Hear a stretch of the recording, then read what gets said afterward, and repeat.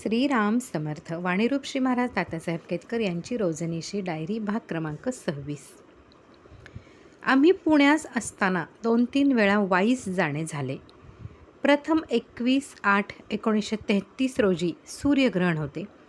तेव्हा श्रींबरोबर बरीच मंडळी पुण्याहून वाईस गेलो. नानासाहेब देशपांडे यांच्याकडे उतरलो. श्री कृष्णाबाईचे स्नान करून दुसरे दिवशी परत आलो. पुन्हा त्याच वर्षी डिसेंबरमध्ये गेलो होतो. त्यावेळी मालाडचे वामनराव आपटे आपले नोकरीतून निवृत्त झाल्यावर कोठेतरी क्षेत्रात राहावे म्हणून श्रींच्या सल्ल्याने वाईस जाऊन राहिले. त्यांचे गुरु श्री लेले महाराजही वाईस राहिले होते. तेथे परचुरे शास्त्री म्हणून एक विद्वान गृहस्थ होते. त्यांचे तरुण वयात ते वाईस लक्ष्मण शास्त्री म्हणून असत त्यांच्याकडे विद्याभ्यासाकरता असत. पुढे गांधींचे चळवळीत गांधीस मिळाले. त्यावेळी त्यांचा मोठा सन्मान होत असे. त्यांना कारागृहवासही भोगावा लागला. ते तुरुंगात असताना त्यांना महारोग झाला. ते वाईस आले. पूर्वीच्या सर्व लोकांनी त्यांना सोडले. इतकेच नव्हे, शास्त्रीबुवा म्हणत, ज्या लोकांनी मला हारतुरे देऊन सत्कार केला तेच लोक माझ्या या अवस्थेत माझ्या अन्नात माती घालीत आहेत. त्यांना कोठेच थारा मिळेना. स्मशानाच्या ठिकाणी एक शंकराचे देऊळ होते. तेथे रात्रभर पडून असत. भाकरी तुकडा कोणी दिला तर तेथे जाऊन खात असत. त्यांची व वामनराव यांची गाठ पडली. वामनरावांना त्यांची स्थिती पाहून फार वाईट वाटले.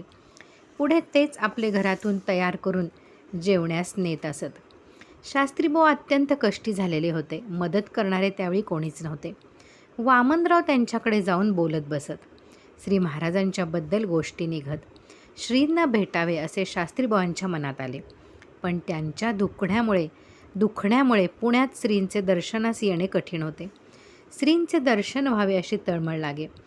एके दिवशी वामनराव त्यांना म्हणाले, शास्त्रीबुवा, तुम्ही अगदी काळजी करू नका. श्री महाराज तुम्हास येथे येऊन भेटतील. तुम्ही नामस्मरण करीत असावे. वामनरावांचे सांगतील त्यांना समाधान वाटे. योगायोग असाच आला की दुसरेच दिवशी 29/12/33 रोजी आम्ही श्रींबरोबर काही कारणाने वाईला गेलो.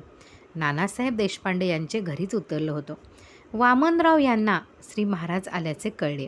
त्यांना फारच आनंद वाटला. आदलेच दिवशी त्यांनी शास्त्रीबुवांना श्रींच्या येण्याबद्दल सांगितले होते. श्रींच्या दर्शनास वामनराव आले व त्यांनी श्री महाराजांना परचुरे शास्त्रींबद्दल सांगितले. त्यांना दर्शनाला येण्याची इच्छा आहे असे म्हणाले. श्री महाराज वामनराव यांच्या बिराडी गेले. तेथे श्रींनी व परचुरे शास्त्रीबुवांची भेट झाली. तेथे श्रींची व परचुरे शास्त्रींची भेट झाली. त्यांना अत्यंत आनंद वाटला. त्यांचे तोंडून शब्द निघेना. श्रींनी त्यांना धीर दिला. श्री म्हणाले, ज्याला भगवंताने आपला म्हटले त्याला भिण्याचे कारण काय? तुम्ही आता स्वतःला भगवंताला वाहून घ्यावे व आनंदात काळ घालवावा. आपण समर्थांकडे सज्जनगडला जाऊ. त्यांना शरण गेल्याने आपले काम होते. त्यांना महारोग असल्यामुळे भाड्याच्या मोटारीत घेत नसत. ही अडचण त्यांनी श्रींना सांगितली. आपण त्याचेवर विश्वास ठेवून तयारी करूया. त्यांच्या इच्छेने जे घडावयाचे ते घडेल असे श्री म्हणाले. सज्जनगडावर श्री समर्थांच्या दर्शनात जाण्याचे ठरले. वाईहून साताऱ्यास आलो. श्री सज्जनगडाचे पायथ्याशी शास्त्रीबुवांची झोपडी होती. तेथे रात्री आलो. श्रींनी सर्वांना भजन करण्यास सांगितले. श्री दासबोध वाचला व श्रींचे निरूपण झाले. श्रींनी सांगितले की समर्थांकडे शरणागतीने जावे व त्यांच्याजवळ नावाचे प्रेम मागावे. सकाळी लवकर गड चढण्यास सुरुवात केली. सुमारे 9 मंडळी श्रींबरोबर होती. सज्जनगडावर श्री समर्थांच्या दर्शनास जाण्याचा हा पहिलाच प्रसंग. श्रींचे दर्शन घेऊन आनंद झाला हे खरे, तरी पण त्या महापुरुषाचे स्मरण होऊन मन कासावीस झाले. मठात प्रसाद घेतला. त्यावेळी तेथे श्री आबासाहेब महाराज होते. त्यांचे दर्शन घेतले. त्यांनी प्रसाद दिला व आम्ही साताऱ्यास येऊन गोंदवल्यास जाण्यास निघालो. सज्जनगडावर श्री समर्थांची पूजा करणारे गृहस्थ श्रींना भेटले. त्यांना पुत्र संतती नव्हती. श्रींस त्यांनी विचारले. श्री म्हणाले, समर्थांकडे असताना दुसरे कोणासही विचारणे बरे नाही, पण त्यांचेच स्मरण करून मी तुम्हास सांगतो तसे करावे. एक वर्षभर हा नियम चालू ठेवावा. तुम्ही दोघांनी श्री समर्थांना 11 प्रदक्षिणा घालाव्यात. आमचे कल्याणाचे असेल तर संतती व्हावी अशी प्रार्थना करावी. समर्थांना अशक्य असे काही नाही. पुढे 1 वर्षाने आम्ही तेथे गेल्यावर कळले की त्या 22 दिवस गेले आहेत. हल्ली त्यांना मुलगा आहे, आता 18-19 वर्षाचा असावा. असो. आमचे बरोबर शास्त्री बुवाही गोंदवल्यास आले. तारीख 31/12-33 रोजी पुण्यतिथी होती. गोंदवल्यास असताना एके सकाळी शास्त्री बुवा वामनरावांबरोबर श्री महाराजांच्याकडे आले. त्यांच्या मनातून श्रींना काहीतरी सांगावयाचे होते, पण ते त्यांना सांगवेना, हुंदका आवरेना, डोळ्यात पाणी आले. श्री महाराज त्यांना म्हणाले, शास्त्री बुवा, असे करणे बरे नव्हे. तुम्हास कोणी त्रास दिला काय? देहाचे आपत्तीबद्दल इतके लावून घेऊ नये. त्यावर शास्त्री बुवा म्हणाले, आपले उपकार माझ्यावर अनंत झाले. हा विकार झाल्यापासून इतक्या प्रेमाने कोणीच मला जवळ केले नाही. मी हे माझे पापाचे प्रायश्चित्त भोगीत आहे. वाईस तरुणपणी मी एका सद्गृहस्थांकडे होतो. त्यावेळी ह्याच उजव्या हाताने आपणास योग्य नव्हते असे मी त्यांच्या सांगण्यावरून लिहिले. त्याचे हे फळ मी भोगीत आहे. असे म्हणताच श्री म्हणाले, नका नका शास्त्री बुवा, असे म्हणू नका. मी इतका निर्दयी नाही. तुम्हाला त्रास व्हावा किंबहुना कोणी कसेही वागला तरी माझेपासून त्याला कधीच त्रास व्हावायचा नाही. तुम्ही मनातले हे काढून टाका. श्री रामरायाच्या कृपेने ठीक होईल. शास्त्री बुवांनी श्री महाराजांचा अनुग्रह व्हावा असा फार फार आग्रह धरला. तुम्ही विद्वान आहात, माझ्यापेक्षा विद्वानांकडून तुम्ही घेणे जरूर, असे श्री म्हणाले. त्यांनी फारच आग्रह केला व श्रींनी त्यांना अनुग्रह दिला. पुढे काही दिवस ते आमच्याकडे राहण्यास आले होते. आम्ही 1934 साली काशीस गेलो, तेथेही आले होते. त्यांना तेव्हापासून मोटारीत कोणी अडवले नाही. श्रींनी शास्त्रीबुवांना अखंड नामस्मरण व दुपारी श्री भागवत वाचण्यास सांगितले. शेवटी ते वर्धा येथे गांधींचे मठात जाऊन राहिले. दर श्री गुरुपौर्णिमेस तेथील त्यांच्यासारख्या रोग्यांना प्रसाद म्हणून काही वाटत होते.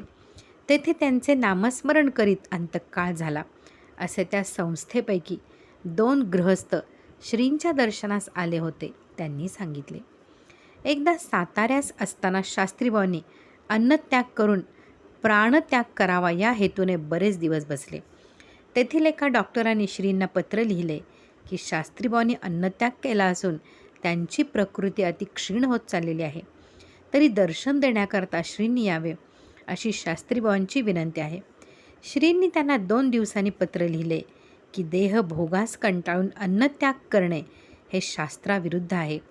देहाची आसक्ती सोडून भगवंत ठेवील तसे त्याचे स्मरणात राहणे हेच योग्य असे मला वाटते व अन्न घेतील तरच त्यांच्या भेटीस मी येईन. आत्महत्या कोणत्याही प्रकारे अशास्त्रीय आहे. पुढे ते अन्न घेऊ लागले व श्री त्यांना भेटण्यास साताऱ्यास गेले होते. आम्ही मालाडहून पुण्याला आलो तेव्हापासून 1 महिना आड मालाडहून पुण्यास कोणीतरी येत असे. त्याप्रमाणे श्री महाराजही 2 महिन्यांनी मुंबईस तेथील लोकांच्या आग्रहामुळे जात होते. श्री महाशिवरात्र तारीख 12/2/34 होती. घांगुर्डेकडे काही विशेष कार्यक्रम होता, तेव्हा श्री महाराज तेथे गेले होते. त्यावेळी मालाडची व मुंबईची मंडळी जमली होती. त्यात डॉक्टर विष्णुपंत खरेही होते. त्यांनी श्रींचा अनुग्रह 21/8/33 रोजी सूर्यग्रहणाचे निमित्ताने श्री गेले होते तेव्हा घेतला होता. वय लहान, अत्यंत सात्विक व फार हुशार होते. दुर्दैवाने कशाने व कसे ते कळले नाही. त्यांचे डोके फिरले, तेथे उलटी झाली. तेव्हापासून त्यांची प्रकृती बिघडली, ती तशीच आजपर्यंत आहे. त्यांच्याबद्दल सर्वांचंच वाईट वाटले. हल्ली पुण्यास आईजवळ राहतात. त्यांचे थोरले बंधू डॉक्टरच असून तेही उत्तम स्वभावाचे आहेत. आलेल्या परिस्थितीत समाधान राखून आहेत. गोंदवल्याहून परत आल्यानंतर श्री काशी यात्रेत जाण्याचा विचार चालू झाला. अण्णासाहेब मनोहर यांच्या प्रकृतीत आता पुष्कळ फरक पडला होता. त्यांना बरे वाटत होते. श्री काशी यात्रेत जाण्याची वाटाघाट सुरू झाली व मलाही तारीख 15/4/1934 पासून 3 महिन्यांची रजा मंजूर झाली. निघण्याचे ठरले. मुंबईहून काही मंडळी येणार होती. त्यात रेल्वेमधील भागवत यांनी खटपट करून 38 माणसांचा डबा प्रयागपर्यंत रिझर्व केला. त्याच सुमारास काही मुंजी व लग्ने ठरली. बाबू मामा गोखले यांचे लग्न तारीख 9/5/34 झाले व आम्ही 11/5/34 रोजी पुण्याहून श्री काशी यात्रेत जाण्यासाठी निघालो. 40-42 मंडळी होती. त्यात आमचे घरातील सर्व मंडळी तीर्थरूप भाऊसाहेबांसह मोटारने कल्याणला पंडितांकडे गेलो. तेथे त्यांनी संध्याकाळी श्रींना नैवेद्य केला होता. पुण्याहून बाकीची मंडळी बापूसाहेब साठे, अण्णासाहेब घाणेकर, अण्णासाहेब मनोहर, त्यांची मंडळी, गणपतराव दामले, पागा फडणीस, दामू मामा वगैरे आगगाडीने कल्याणला आली. जेवणे झाली. मुंबईची मंडळी भागवत, फडणीस, आपटे, कांडेकर, माधवराव कुलकर्णी व त्यांची आई स्पेशल डब्याने कल्याण स्टेशनवर रात्री आली व आम्ही सर्वजण स्पेशल रिझर्व डब्याने निघून दुसरे दिवशी सकाळी हरद्यास आलो. स्टेशनवर श्रीराम मंदिरातील पुजारी महादेव भटजी आले होते. त्यांनी श्री महाराजांना वाजत गाजत मंदिरात नेले. अंघोळी वगैरे झाल्या. तेथून रात्री 12चे गाडीने प्रयागला जाण्यास निघालो.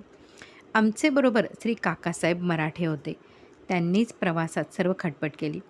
दुसरे दिवशी तारीख 12/5 सकाळी 10 वाजता प्रयाग स्टेशनवर उतरलो. श्री महाराजांच्या वेळचे श्री मसूरयादीन यांना पत्र लिहिले होते, पण ते स्टेशनवर न आल्यामुळे स्टेशनवरच थांबावे लागले. श्री काका मराठे त्यांची चौकशी करून त्यांना घेऊन स्टेशनवर आले व आम्ही संध्याकाळी 4च्या सुमारास प्रयागला उतरण्याच्या ठिकाणी पोचलो. त्याच रात्री रामदास तांबे यांची प्रकृती बिघडली. अंगाची आग होऊ लागली. त्यांची मंडळी बाहेरची होती. ते गडबडा लोळत होते. पुष्कळ उपचार केले. श्रींचे कानावर घातले. श्री महाराज रामदास यांना भेटले. घाबरू नये, औषध पाणी चालू ठेवावे, थोड्या वेळाने बरे वाटेल, असे श्री म्हणाले. रात्री 12च्या सुमारास त्यांना आराम पडला. दुसऱ्या दिवशी सर्वांनी तीर्थविधी, वेणीदान वगैरे केले. श्राद्धेही उरकून घेतली. 3 दिवस राहून श्री क्षेत्र काशीत जाण्यास निघालो. काही मंडळी मोटार बसने गेली, काही आगगाडीने गेली. काशीस श्रीमंत सांगलीकरांचे वाड्यात उतरलो होतो. तेथील उपाध्ये बाबू भटजींचे चिरंजीव होते. गदगहून भीमराव गाडगुळी यांची मंडळी सौ सुब्बव्वा, त्यांचे कारकून व्यंकण्णा यांच्याबरोबर आली होती. केशवराव बेलसरे वाटेत आम्हास भेटून तेही आमच्याबरोबर आले होते. सांगलीचे फडणीस पुण्यास श्री महाराजांची यात्रेस येण्याबद्दल आज्ञा विचारण्यास आले होते. श्रींनी त्यांना 2 अटी घातल्या. त्या कबूल असतील तर यावे म्हणाले. पहिली अट, त्यांचे मंडळीस त्यांनी यात्रेस बरोबर आणावे. फडणीसांचे आपल्या मंडळींशी फारसे सख्य नव्हते म्हणतात. दुसरे, घरातील अगर कोणापासूनही कर्ज न काढता त्यांचे येणे सांगली संस्थानातून होते, ते श्रीमंत सांगलीकरांकडून मिळाले तरच यावे. दोन्ही अटी पूर्ण करून ते आमचे बरोबर आले होते. फडणीस श्री महाराजांच्याकडे फार दिवसापासून येत असत. ते निष्ठावंत होते, पण थोडेसे एककल्ली असल्यामुळे घरात पटत नसे. अण्णासाहेब घाणेकर यांचे व्याही होते. त्यांचे डॉक्टर मुलास त्यांची मुलगी सौताई दिली होती. गयेहून सर्व मंडळी परत काशीस आली. त्यावेळी श्रींचे प्रवचन चालू होते. मंडळी परत आली हे कळताच श्री म्हणाले, चांगले झाले. सर्वांच्या प्रकृतीची चौकशी केली. तेथेच फडणीस उभे होते. श्री सहज म्हणाले की मनुष्य प्राणी जन्माला येतो तेव्हा त्याला काही ऋणे फेडावी लागतात. त्यापैकी पितृऋण गये श्राद्ध केल्याने फेडल्यासारखे होते. आता पुढील काळ श्रीरामाचे स्मरणात घालवावा वगैरे सांगून प्रवचन संपले. थोडे वेळानेच फडणीस खालचे मजल्यावर गेले व त्यांस कॉलरा झाला. ओकू लागले व पाण्यासारखे रेच सुरू झाले. ते फार बेचैन झाले. अशा अवस्थेत ते 2 दिवस होते. श्रींच्या मंडळींनी त्यांची फार उत्तम सेवा केली. विशेषतः वामनराव आपटे, फडणीस, काका मराठे व इतर मंडळी पहारा करून जवळ बसली होती. औषधोपचार उत्तम प्रकारे चालला होता. डॉक्टरांना बोलावून औषध दिले. फडणीस मात्र श्री महाराज म्हणून सारखे ओरडत असत. त्यांनी श्री महाराजांच्याशिवाय दुसरे काही उच्चारले नाही. त्यांची मंडळी जवळच होती व इतर मंडळीही होतीच. एक अक्षरसुद्धा कोणाशी न बोलता श्री महाराजांच्या नावाचा सारखा जप सुरू होता. औषधे सर्व प्रकारची झाली. श्री म्हणाले, औषधाबाबत काही कमी करू नये. श्रीरामाची काय इच्छा असेल ते खरे. दुखणे जास्त होऊन त्यातच त्यांचा अंत झाला. अंतकालाच्या वेळी त्यांचा उजवा कान वर होता. हे श्री काशी क्षेत्रातले वैशिष्ट्य आहे असे म्हणतात. पुढील सर्व विधी यथासांग झाला. त्यांचे तिसरे दिवशी त्यांच्या मंडळीस सांगलीस पाठवले. त्यांच्याबरोबर सांगलीचे कृष्णांना व वामनराव यांना दिले. पुढे 2-3 दिवस राहून तेथील तीर्थविधी, देवदर्शन व तेथील ब्राह्मणांचे म्हणणे झाले. यातील पुढील भाग आपण पुढे पाहूयात. श्रीराम जय राम जय जय राम.